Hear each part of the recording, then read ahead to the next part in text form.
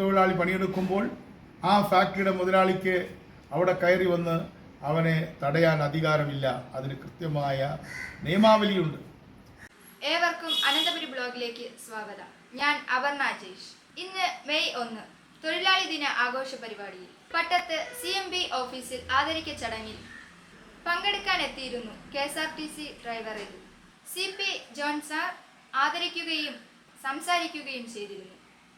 പ്രധാന വിഷയം KSRTC driver എതുവിനുണ്ടായ തിരുവനന്തപുരം മേയർ തൊഴിലാളികളോട് കാണിച്ച അധികാരമുഷ്ടിക്കെതിരെയായിരുന്നു എന്ന് പറയുന്ന നമ്മുടെ ട്രാൻസ്പോർട്ട് ഡ്രൈവർ. അദ്ദേഹം ഉച്ചയ്ക്ക് 1 മണിക്ക് ബസ് ഓടിക്കാൻ തുടങ്ങി. തൃശ്ശൂരിൽ 8 മണിക്കൂർ ഓടിച്ചാൽ 715 രൂപയാണ് ശമ്പളം. 10 മണിക്കൂറിലധികം ഓടിച്ച് ഇവിടെ എത്തി. ഇവിടെ എത്തിയപ്പോഴാണ് മേയർ, ഒരു ചെറുപ്പക്കാരിയാണ്, യദുവിന് 33 വയസ്സാണ്, മേയർക്ക് അതിനേക്കാൾ എത്ര കുറവാണ്. അവരുടെ ഭർത്താവ് MLA ആണ്. അവര് സ്വകാര്യ വാഹനത്തിൽ പോകുന്നു. ആ തൊഴിലാളിയെ ഇപ്പൊ തൂക്കിക്കൊല്ലണം എന്ന് പറഞ്ഞിട്ടില്ല എന്ന് മാത്രമേ ഉള്ളൂ, ബാക്കിയെല്ലാം ചെയ്യണമെന്നാണ് പറയുന്നത്. ഇപ്പോൾ വളരെ വിചിത്രമായ സംഭവം ഉണ്ടായിരിക്കുന്നു. പ്രശ്നം നടന്ന KSRTC ബസ്സിലെ ക്യാമറ ദൃശ്യങ്ങളും നഷ്ടപ്പെട്ടിരിക്കുന്നു. അതും ഒരു തെളിവായിരുന്നു. KSRTC ഡ്രൈവർ എതു നമ്മോടൊപ്പം ചേരുന്നുണ്ട്. നമുക്കതൊന്നും കേൾക്കാം. പ്രശ്നമായിട്ട് ബന്ധപ്പെട്ട് കേസായിട്ട് പോയല്ലോ. അപ്പോൾ അതെന്താണ് അതിൻ്റെ കേസായിട്ട് പോയപ്പോഴത്തേക്ക് ഒരു പ്രതികരണവും ഇല്ലാത്ത പോലെയാണ്. ഞാൻ എന്തോ കേസിലൊക്കെ പ്രതിയാണെന്നാണ് കമ്മീഷൻ ഓഫീസിൽ നിന്ന് ചോദിച്ചത്. നിങ്ങൾ ആ കേസിലെ പ്രതിയല്ലേ, നിങ്ങൾ ഈ കേസിലെ പ്രതിയല്ലേ? അല്ല, കേസുമായിട്ട് പോയപ്പോൾ ഈ കേസ് എടുക്കാമെന്നോ അതിനെക്കുറിച്ചൊന്നും പറഞ്ഞില്ല. റെസിപ്റ്റ് മാത്രം തന്നു വിട്ടു. മെമ്മറി കാർഡ് ബസ്സിൻ്റെ അകത്ത് പരിശോധന നടക്കുന്നെന്ന് പറയുന്നത്. മെമ്മറി കാർഡ് ബന്ധപ്പെട്ട് എന്താണ് അവർക്ക് ഇപ്പോൾ കിട്ടിയത്? മെമ്മറി കാർഡ് ഇപ്പോൾ നഷ്ടമായെന്നാണ് പറയുന്നത്. ബസ്സിൻ്റെ അകത്ത് തന്നെ മെമ്മറി കാർഡ് ഇപ്പോൾ കാണാനില്ല. ഈ ബസ്സിൻ്റെ അകത്ത് ആ പ്രശ്നം നടക്കുമ്പോൾ ഉള്ള എല്ലാ ദൃശ്യങ്ങളും അതിൻ്റെ അകത്ത് ആ CC ക്യാമറ ഉണ്ടാവുന്നത് അറിയത്തില്ല എനിക്ക് അതിനെക്കുറിച്ച്. CC ക്യാമറയിൽ പക്ഷേ റെക്കോർഡാണെന്നാണ് അതിൽ എഴുതി കാണിക്കുന്നത്. റെക്കോർഡ് ബ്ലിങ്ക് ചെയ്യുന്നത് കാണും.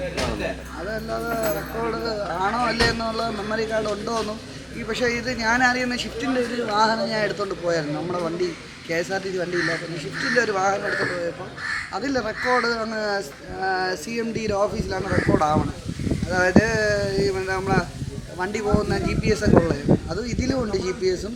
ഈ റെക്കോർഡെല്ലാം CMDയുടെ ഓഫീസിലായിരിക്കും പോകുന്നത്.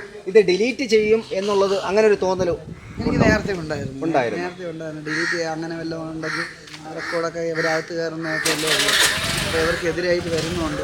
ഇവർ ഡിലീറ്റ് ചെയ്യിപ്പിച്ച് മറ്റൊരു ഡിലീറ്റ് ചെയ്തല്ലോ ആ പയ്യൻ്റെ. പക്ഷേ ആ പയ്യനെ ഇപ്പം കാണാൻ പോലും കിട്ടുന്നുണ്ട്. ആ ബസ്സിൻ്റെ അകത്ത് ഉണ്ടായ വീഡിയോസൊക്കെ ഡിലീറ്റ് ചെയ്യിപ്പിച്ചു, പിന്നെ നിർബന്ധിച്ച് ഡിലീറ്റ് ചെയ്യിപ്പിച്ചു എന്നൊക്കെ പറയുന്നത് അത് ഉള്ളത്. അപ്പോൾ അതിൻ്റെ അകത്തു നിന്നുള്ള വീഡിയോസ് കാണുന്നുണ്ട്. മാഡം ഇങ്ങനെ കൈ ഇട്ടിട്ട് ഡിലീറ്റ് ചെയ്യുന്നിങ്ങനെ പറയുന്നത്. MLA ഡോറ് അടിച്ച് പൊളിക്കാനുള്ള രീതി വളരെ വലിയ വാർത്തയായി മാറിക്കൊണ്ടിരിക്കുന്ന സംഭവമാണ് KSRTC ഡ്രൈവർ എതുവും മേയർ ആര്യ രാജേന്ദ്രനും തമ്മിലുള്ള പ്രശ്നം. തൃശ്ശൂരിൽ നിന്ന് തിരുവനന്തപുരത്തേക്ക് വരുന്ന ബസ്സായിരുന്നു. തിരുവനന്തപുരം പാളയത്ത് വെച്ചാണ് മേയർ ആര്യ രാജേന്ദ്രൻ ബസ്സിന് കുറുകെ കാർ പിടിച്ചിരുന്നത്. അവിടെ നിന്നാണ് പ്രശ്നത്തിന്റെ തുടക്കം. മേയർ ആര്യ രാജേന്ദ്രന്റെ ഭർത്താവ് സച്ചിൻ ദേവും കൂട്ടാളികളും ഉണ്ടായിരുന്നു. സച്ചിൻ ദേവ് MLA ആണ്. അതിനിടയിൽ വാക്കുതർക്കങ്ങളും പ്രശ്നങ്ങളും ഉണ്ടായി. ആര്യ രാജേന്ദ്രനും ബസ്സിൽ കടന്നു കയറുകയും വീഡിയോ എടുത്ത യാത്രക്കാരിൽ നിന്ന് വീഡിയോ ഡിലീറ്റ് ആക്കാൻ ആവശ്യപ്പെടുകയും ചെയ്തു. ഒരു ഭീഷണി സ്വരത്തിലായിരുന്നു ആ പറഞ്ഞത്. ഇതിനിടയിൽ പോലീസ് വന്നു. എതുവിനെ മെഡിക്കൽ എടുക്കാൻ കൊണ്ടുപോയി. മെഡിക്കൽ എടുത്തപ്പോൾ എതു മദ്യവെച്ചിട്ടില്ലെന്നും മറ്റു പ്രശ്നങ്ങളും ഉണ്ടായിട്ടില്ലെന്നും പോലീസിന് മനസ്സിലായി. ഉടനെ തന്നെ ആര്യ രാജേന്ദ്രൻ മറ്റൊരു കളിയിലേക്ക് മാറി. ബസ്സിൽ ഇരുന്നു കൊണ്ട് അസഭ്യമായി കൈ കാണിച്ചു എന്നാണ് പിന്നെ പറഞ്ഞത്. പോലീസ് കേസെടുത്തു. എതുവും കേസ് കൊടുത്തു. എതുവിന്റെ വാക്കുകൾ കേൾക്കാൻ തയ്യാറായില്ല പോലീസ്. ഇവിടെ സാധാരണക്കാർക്ക് എന്താണ് വില? ഉള്ളവർക്കും അധികാരമുള്ളവർക്കും ജീവിച്ചാൽ മതിയോ? ഇത് ജനങ്ങൾ പറയണം ഇതിന്റെ ഉത്തരം. അല്ലാതെ പാവപ്പെട്ടവരെ ഉപദ്രവിക്കാനുള്ളതല്ല മേയർ എന്ന പദവി.